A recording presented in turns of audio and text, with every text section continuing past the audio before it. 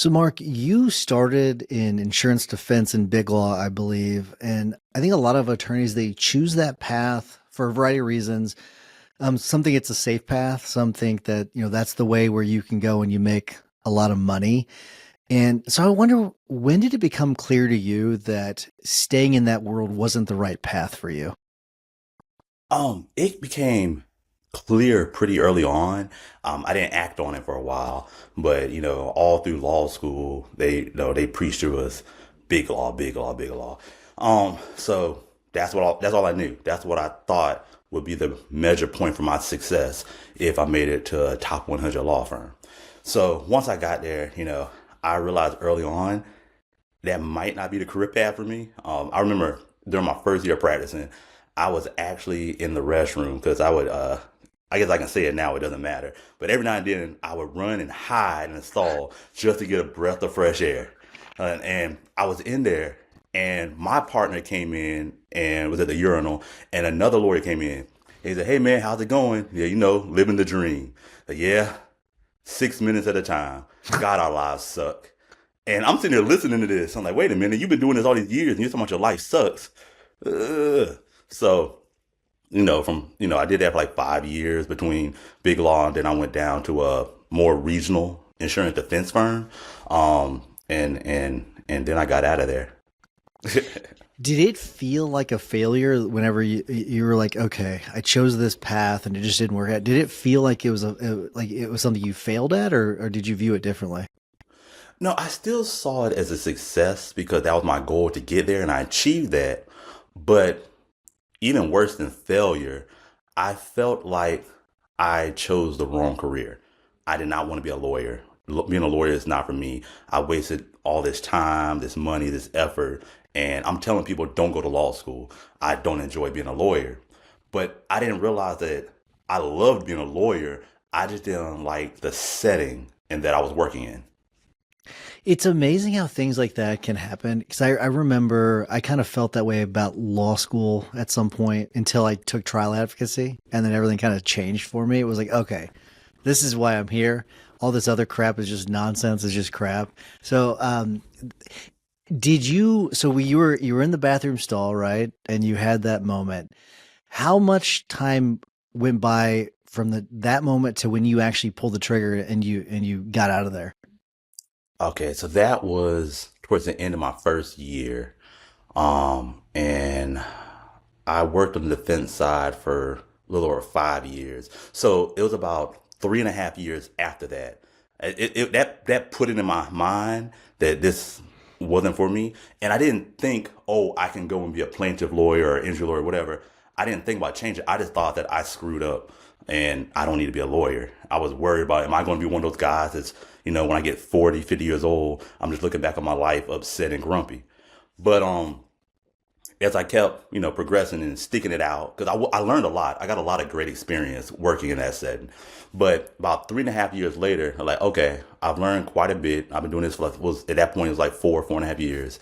I have the tools and the skills I need, and I met all these plaintiff lawyers, and they seemed so happy. Like I didn't understand why are you so happy? I'm not. And so then I started asking the questions that needed to be asked. Like, how much money are you making? Or walk me through what is your daily activity? What is like, you don't have to bill hours. And once I learned all that, like, okay, I think I'll be happier in that setting and that type of practice. And then when I went to the insurance defense, I'm seeing all these people that, 'cause I had no idea how many people get injured. Like, I had no idea there was so many car accidents, so many people that needed injury lawyers. But now I'm seeing all these people that need help. And I know that I have the tools to be able to switch sides and help them. And plus, I enjoy talking with the defendants so much more than I enjoy talking with the insurance adjusters and all the corporate people. Because I'm a people person. So I want to talk with people, not businesses or entities. So it was the perfect fit for me. Did the fact that you were a pretty young father, did that have any effect on how long it took you to start your own firm? It did, because I knew I couldn't mess up. When you don't have as many responsibilities, You can start over, you can mess up, and that's the way life works. But I had my son when I was 18 years old, so it didn't afford me the opportunity to make as many mistakes. Because if I made a mistake, it didn't just affect me; it affected my son. And working in big law or working on the defense side, I made a lot of money. So I'm gonna give this up, a steady paycheck, and I'm gonna give this up in the hopes that people will call and hire me, versus those big law firms with all the marketing budget. Why are they gonna call me? How am I gonna succeed?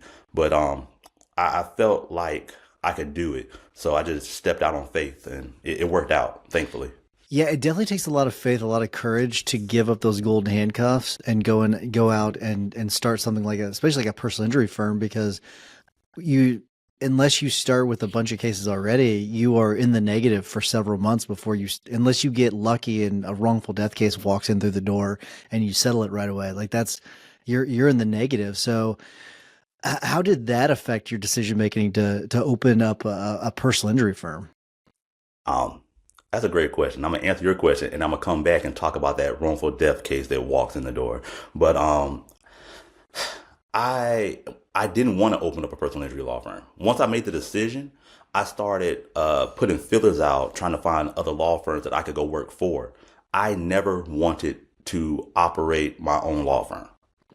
Um, and every lawyer that was interested in me wasn't interested in paying me what I felt like I was worth. And let's be honest, everybody thinks they're worth more than they really should be paid. Everybody. I think I was pretty reasonable, but it just wouldn't work out. So I was forced to have to open up my own law firm. So I saved up what I thought would be enough money to carry me and all my overhead for 8 months. So I saved up to dip into my savings, sold some of my investments, and I was like, all right, I'm gonna be able to do this.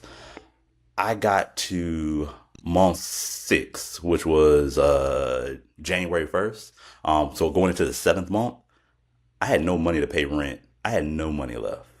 Um, but it worked out to where on the I opened on July 1st. 7 days later, which like I got a phone call, and it was a wrongful death case. And the individual that unfortunately lost his life, not going deep into the facts, 11:30 at night, dark road, no lights, and they're walking in the middle of the roadway, and had been drinking stuff, and they were hit. So everything was pointed to them being at fault. But I fought the case, I filed on it, and then November they offered me 6 figures. So they offered me 6 figures, and I hadn't made any money. I had made no money since I opened, because all these cases that are coming in, they're pending. And I saw my money was running short, but I refused to settle that case, because that's not getting the client what they deserve. Then somehow in July, the attorney that got assigned to it, I guess they realized that I wasn't going to back down, and they actually tendered the policy limits. So the first case I ever resolved happened to be a very large case, and it came at a time when I told all my bill collectors, I can't pay you. I'll get y'all whenever. If I didn't have lights, oh well. I'm not selling my clients short. But everything worked out. I guess that takes a lot of guts. Where does that come from? Is that something from your background? Because that's not something that's easy to do. I don't come from a lot of money. I don't. I've not, and I am comfortable with not having. Even when I worked at my first part of my career, I made good money, but I didn't live above my means. I'm comfortable. I don't need this. And when I opened up my practice, part of my drive came from seeing so many lawyers while I was on the defense side that I felt weren't doing it correctly. They were worrying about how much money they were going to make. They were worrying about their business and not worrying about the client. The client, which is a number. My law firm will never be about a client being about the number. It's always about the client, not about me or anybody. So yeah, I could have put some good money in their pocket, and I could have made the largest amount of money that I'd ever received at one time in my life. But that was not fair to the individual that lost their life or to his family. And I would have, yeah, there's no way I would have sold them short. Do you think that your clients at the time that they understood the pressure that you were going through? Oh, they never know the pressure. I'm not going to sweat in front of people, Yeah. no matter what. Calm and cool, calm and collected. No matter what I'm going through doesn't matter. It's only a matter about the client. So there was no need for them to know anything about what I'm going through. I had the skills and had the resources to make sure they got the good result, and that's all they knew, and that's all I cared to share with them. It's easy to say that in right now with hindsight and all that. It's really easy to say that. I wonder what advice you might give to another lawyer that's just starting out that may be facing that same situation, because that's a really difficult decision, and it's really easy for us to say, yeah, really, even if it didn't happen to you, it'd be really easy for us to Monday morning quarterback it and say, oh, well, you did a really good job there, or you should have done this, or you should have done that. But I wonder what advice you might give to someone that's in that moment, because that is a real world business decision. It's also a real world ethical decision that for your business, it could be, and for your personal life, a six-figure case. Yeah, it's underselling what that case is worth, but it's much needed money for you and your firm. And you didn't sell your client down the river. You made a really tough decision, and one that benefited your client. So what is your advice to people that might be facing that same situation whenever they're starting their firms? The only advice I can have to them is that karma exists. The energy that you put out in the world will come back to you. And there's a reason why certain lawyers are so successful and do so well compared to some other lawyers. If you take a shortcut, you'll be cutting yourself short. If you do people wrong, then wrong, people are going to do you wrong. So I'm a strong believer that the energy that you put out is what you will receive. And if you are selling your clients short, you might make a few pennies, a few dollars today. That money won't last long. Word will get out. The calls won't come in. And not only that, but the defense lawyers that you were working against, they know you're a pushover. They know that you'll take the lowball offer, and word travels. They have listservs. We all have listservs. They're going to talk about you. So just do what's right, stick to your guns, and serve your clients. All right. So tell me about, is it Big Dave's cheesesteaks? Yeah, Big Dave's cheesesteaks. Tell me about that. Oh yeah, I love food. So my wife and I were big foodies, and I get fixated very easily. So with my law firm, I think that's why I was able to have such good growth so quickly, because I just got fixated on the business. And then once I got everything running like a well-oiled machine, I was like, all right, I want to do something else. And what's better than food? I mean, you ever had an authentic cheesesteak from Philadelphia? I mean, they're the best. So we found this restaurant concept called Big Dave's Cheesesteaks. The CEO, Derek Hayes, he's out of Philadelphia, but he moved to Atlanta, opened up his first location, and it blew up. And my God, the food is good. So my wife and I was like, hey, we like cheesesteaks. We want to open a restaurant. Let's do it. So so I practice law and I sell cheesesteaks. That's it's really incredible. Yeah, so you've got the location in Columbia, and then you've got one that's coming to Greenville. Is that right? Yeah, Greenville, South Carolina. We'll be open the first half of next year. Got a buddy, Brooks Derrick, that lives out that way, so I'm sure he's gonna love those cheesesteaks. So that's awesome. How much time do you spend on the cheesesteaks, and how much time do you spend on the law firm? Luckily, I don't have to spend much time on the cheesesteaks because my partner is my wife. So shout out Dr. Kiera Brown. She does the heavy lifting for the most part, but we have a director of operations that runs everything for us. So, I sit on the calls and I listen. And when she nudges me, I say, oh, yeah. And I chime in then. So I don't spend as much time on the cheesesteak restaurant because, my firm is still growing. So I'm spending 90% of my time with the law firm. Yeah, I wonder, because this is a question I get quite a bit. And I wonder how you manage your time, because you've got the franchises, and then you've got the law firm, You're married. You're a parent, and you're going to be teaching. I don't know if you started yet at South Carolina State University, where it looks like you're going to be teaching practice of law and then also legal research. So, how do you manage your time? That's got to be a tough one. Yeah, I don't sleep, and I've given up eating quite a bit. No, I have. So let's talk about the law firm because that's primary. I have great staff. We have a lot of our procedures in the firm, and it runs like a pretty well-oiled machine at this point. It's not just me. I have my big head over all the billboards, but it's not just me. There's two other lawyers there.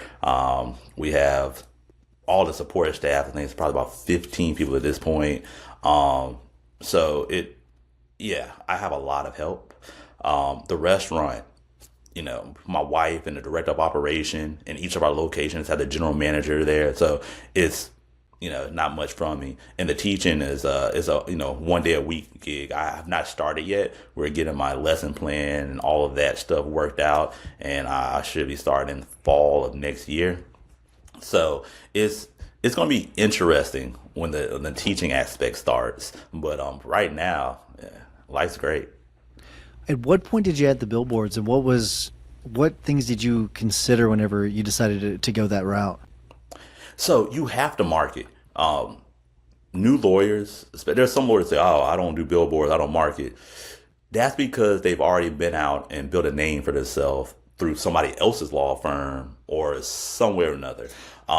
If you're starting out, you could have all the experience in the world. Well, not all experience, you're starting out. You could be the greatest lawyer and have all the skills in the world. Nobody knows it. You have to get your name out. So whether you network or whatever you choose to do, you have to market. It's a form of marketing. I chose to start with social media. That was my first start with marketing my law firm because I didn't have any money. Once money started coming in, which was probably I started July 1st of 2019. My first billboard went up September 2020.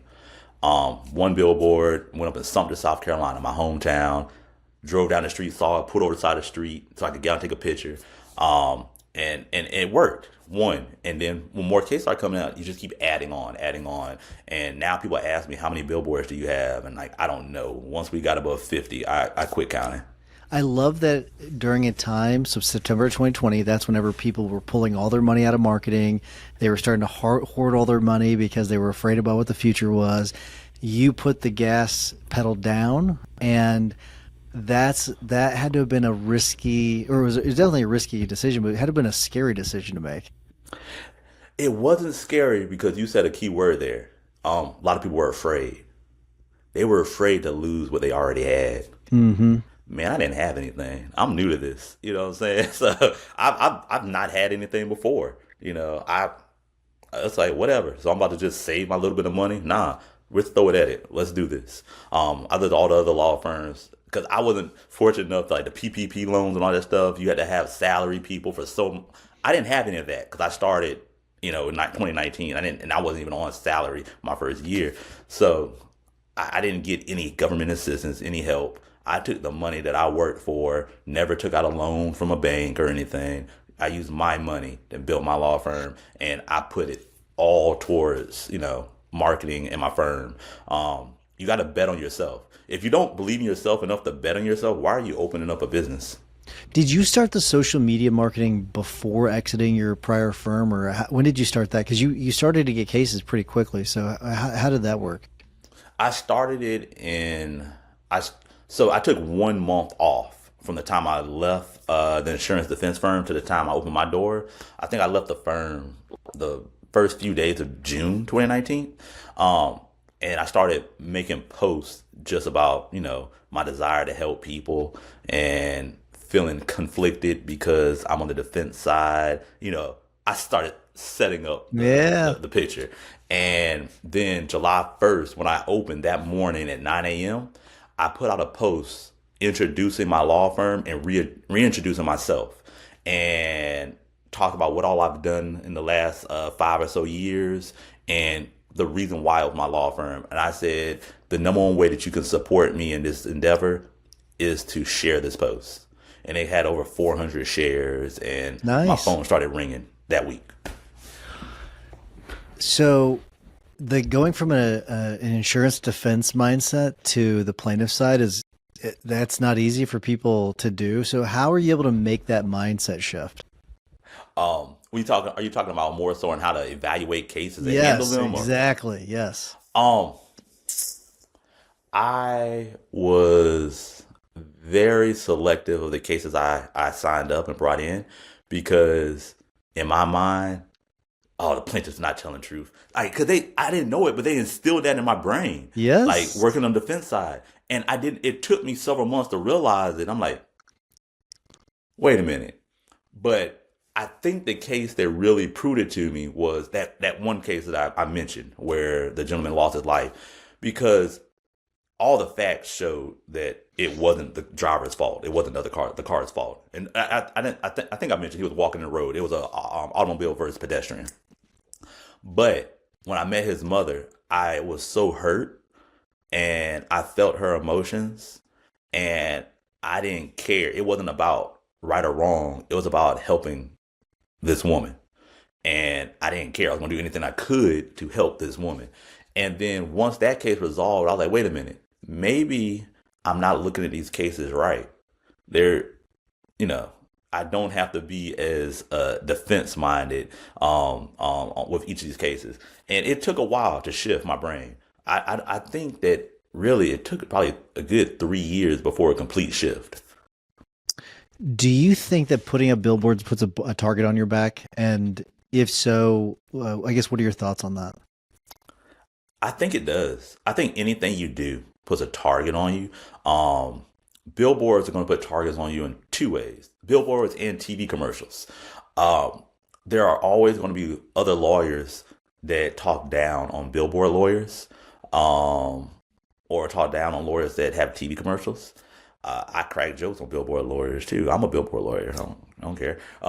But it's just like they're talking down because they really wish they had those boards, and they get a lot of cases from the billboard lawyers to refer it in. And then some clients, it cuts out a part of the population that will actually hire you, because some clients, some potential clients, they don't want a lawyer that's up on billboards, or it's on TV. So what I chose to do is try, because I can't say I did it completely, but I tried to make all of my billboard designs and anything that I put on TV not like other lawyers. It's very tasteful. You really get, I hope that people get a sense of my true personality from my marketing. I try to make my marketing different from the other marketing I see in my area, in my market. And then even the local TV station, the main TV station in my market is WIS TV, and they came in with an offer for a segment called the Legal Minute. So every Thursday during the 6 o'clock news, they provide me 1 minute to come in and provide a little bit of legal information that runs. And that's a way for everybody in the community to really get a better feel for who I am, and to see me speak on camera each week. And, I just try to keep everything tasteful so people can get a real taste of my personality and know that I'm here to help them. Yeah, and you can turn all that into social media campaigns. You can take photographs of you behind the scenes and shoot videos about before you're about to go up. You can turn that one little minute into so much content. Yes. I think that's a really smart thing to do. Back to the billboard. So here's my thing. Here's my Okay. I worked for a billboard firm. I worked for a volume firm. And I've always had the saying, if you put up billboards, you get billboard clients. And I'll tell you my perspective. And I think that there's a right way of doing it and there's a wrong way of doing it. At least the firm that I worked for, the problem that they had was they would take all of their line of credit. They would spend all their money on the advertising. And then we were hustling until September to get these cases turned, because it does work. It does drive cases, but it limits the cases you can take on.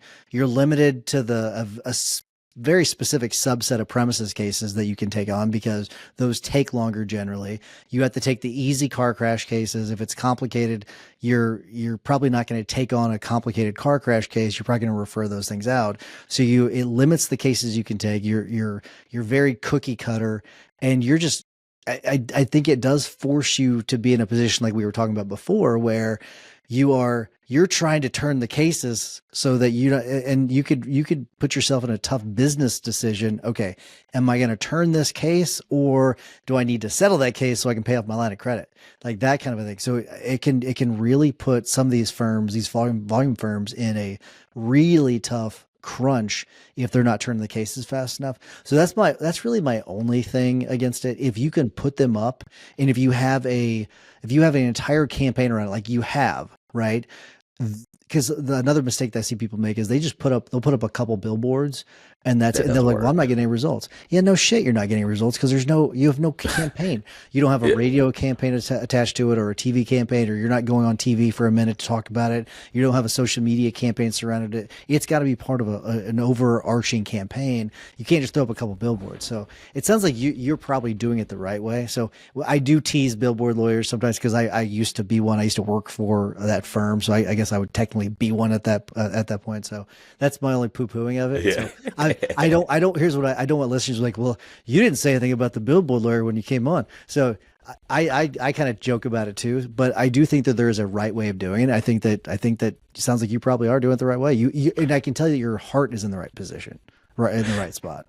yeah. And I agree with you, man. I tell you, I crack jokes on billboard lawyers. I crack jokes on myself all the time because, yeah, there are more that are doing it the wrong way, I think, than the right way.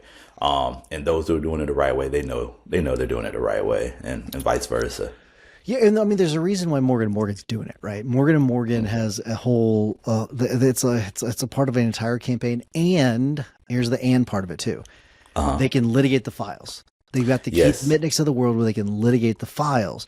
If you're putting up billboards and you're not litigating files, those are the ones doing it the wrong way, because you are leaving so much money on the table. They know that all you're going to do is you're going to get it up to a certain point. They're going to lowball you, and then you're just going to settle it. That's what's going to happen. So if they know that it's got someone like on the other side like you, where you're going to litigate the file, it's a different situation.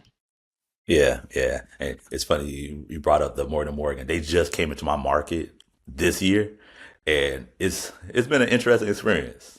Yeah, they came into Missouri. They came to St. Louis a few years ago, and it's definitely had an effect on the market. You had the big dog in St. Louis was Brown and Crouppen, and you had Brown and Crouppen, you had Brown and Brown. Those were like the big two that were in St. Louis. And Brown and Crouppen they've been a really good attack dog of having these, because for years, ever since I've been practicing, and probably well before that, you had out of town firms, these big volume firms coming into town, and then they would try to do a bunch of marketing and peel off a bunch of the market share from Brown and Crouppen.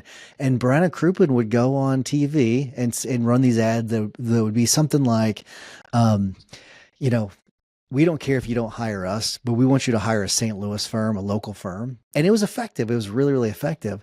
But Morgan & Morgan's just got too much money, and I don't know if you had this in Columbia, South Carolina, but in St. Louis, they were running ads saying who it was, all these innuendos about size and who's bigger, and Yes, it yes. was wild. I couldn't believe it. But the thing is that cash is king, and Morgan & Morgan end up winning that battle, I'd say. But they peeled off a bunch of that market share. But it's one of those things where they're spreading all over. So I wonder, how is them coming into your market? How has that affected things? Um, it's what's interesting. Not I was worried when Morgan Morgan came. I got when they were coming a couple years ago, and then when they came, oh crap, here we go.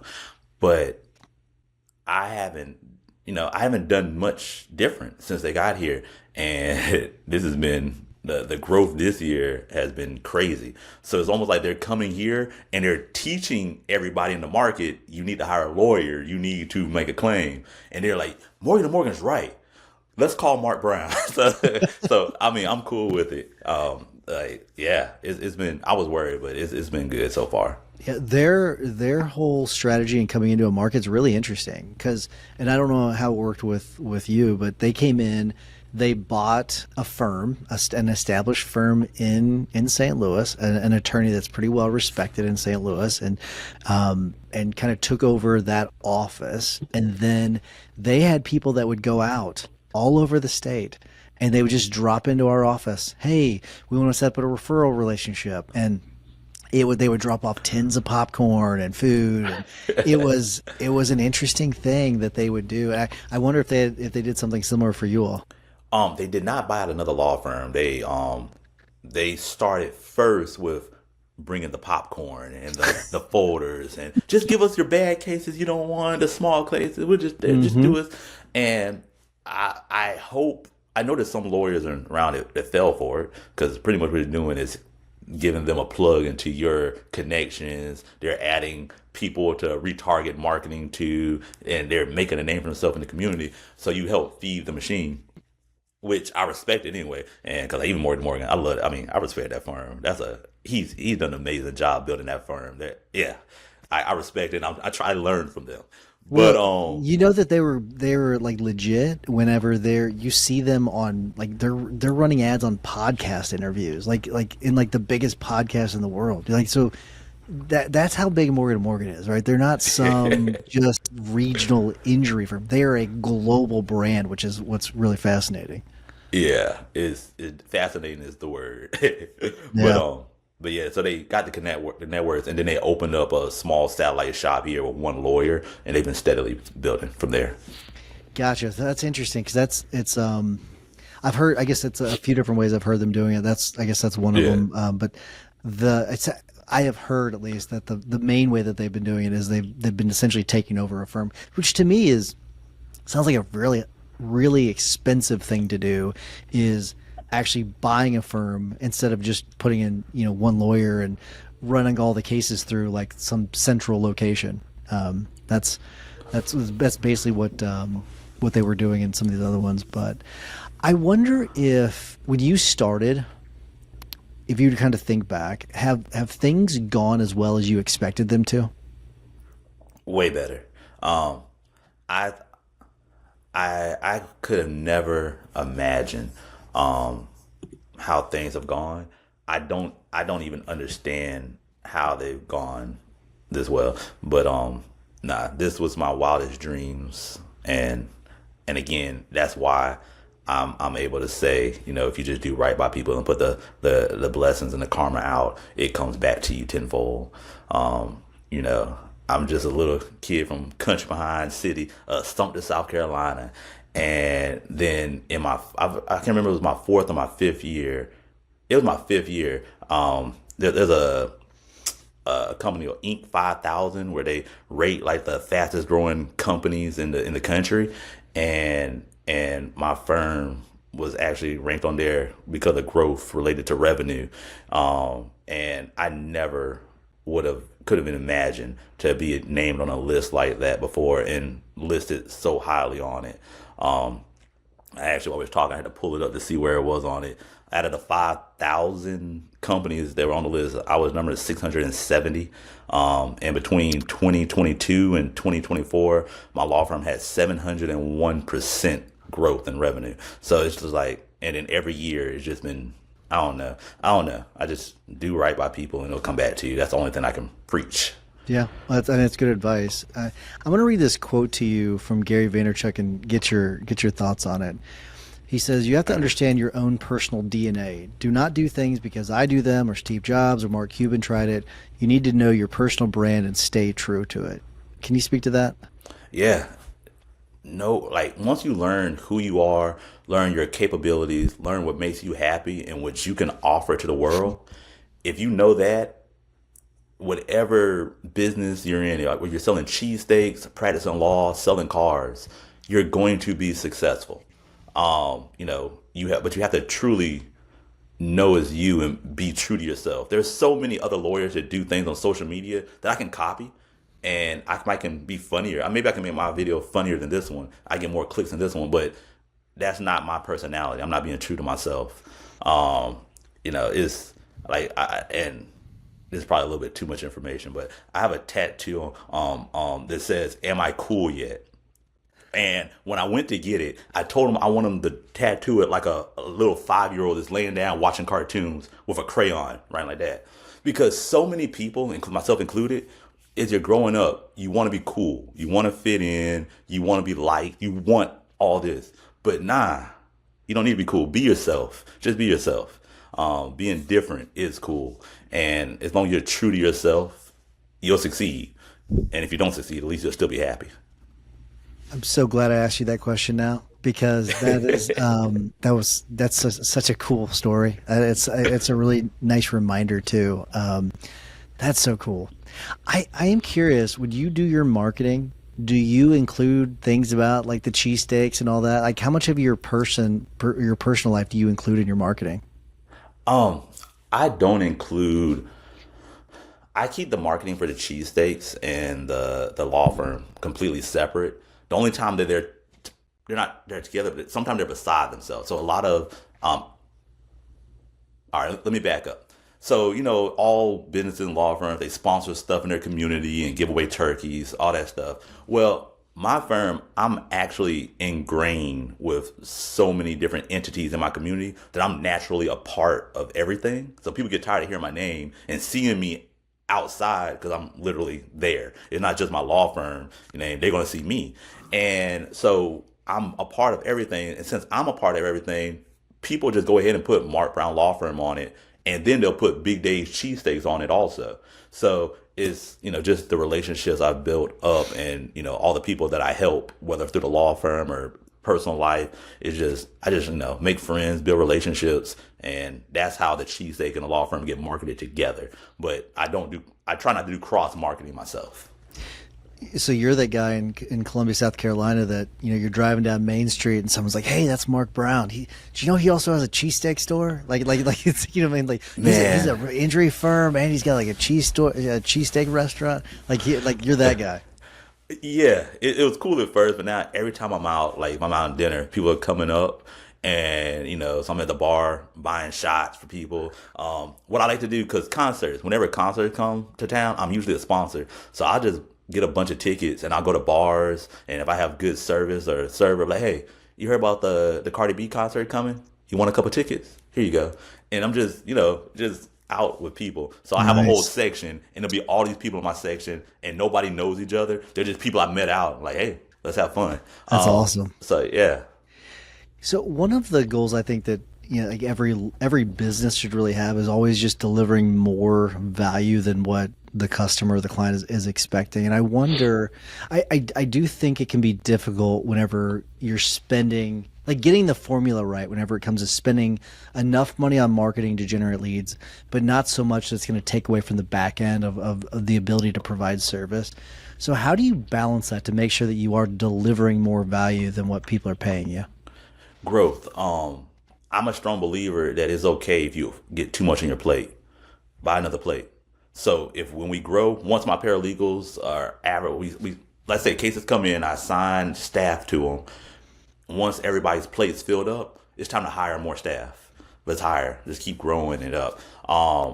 And then at the same time, we are semi-selective with the cases we take. We don't accept every case that comes in. Sometimes if a case, doesn't meet our criteria, we'll refer it out to another law firm. So there's a lot of, every couple months there's another law firm opening with some young lawyer that's hungry in these cases. And I have more than enough, so I'm plenty happy. So here, take these. Here you go. I just check in, make sure the client's being treated right. And, so I try not to overfill my plate. Just buy another plate. Gotcha. All right, so we only have a few minutes left, so I want to ask you this last question. Okay. You've placed a lot of bets on yourself over the years. You've taken some risk and it's paid off. I bet you have another big bet that you've been putting off that you've been wanting to place on yourself and you haven't quite taken the leap. And so it's just my guess. And so do you have a big bet you've been putting off and what is it? I actually have two big bets. And one of them I can't speak on, but the other one I can speak on. And that is, my law firm, I'm already in South Carolina and Georgia, Atlanta, Georgia. But there, Lord willing, next year there will be another state added. And, we're going to continue to provide great service across the country. Love it, man. That's really good stuff. thank you for doing this. Really appreciate it. I wish we had another couple hours to talk because it's been fun. I'll have to have you back on to pick your brain about some maybe some marketing advice to give to some young lawyers and everything. But really appreciate doing this. But if people want to reach out to you, what's a way they can get a hold of you? The best way to get hold of me is social media, and whether it's Instagram, TikTok, or YouTube, is ATTY period Marc MARC Brown. I try to keep it the same across all platforms, so they can definitely reach out. And I know we got to cut it short. One thing I have to say is to give you this podcast your props. I've been listening for years, so part of what helped me get the courage to open up my own law firm was this podcast, and hearing and listening to the great lawyers that you had on here, and the fact that I was granted the opportunity to be on here with you today. This is a milestone. Like I've achieved accomplishment, and I look forward and I'm hopeful that I'll help some other younger lawyers achieve their goals as well. Awesome, man. I love hearing that. Really appreciate you having you on. Thanks for being a listener for so long too. That's awesome. It's funny how many Marc Browns I know with the exact same spelling that are listeners. It's close to 10. It's a wild. I can't imagine how much crap you have to go through trying to find a handle for different social media channels, because Marc Brown is like such a common name. But anyways, but thank you for coming on. Really appreciate it. I love seeing the success that you're having. You're just crushing it, man. So really appreciate it. Thanks, man. I appreciate it, man.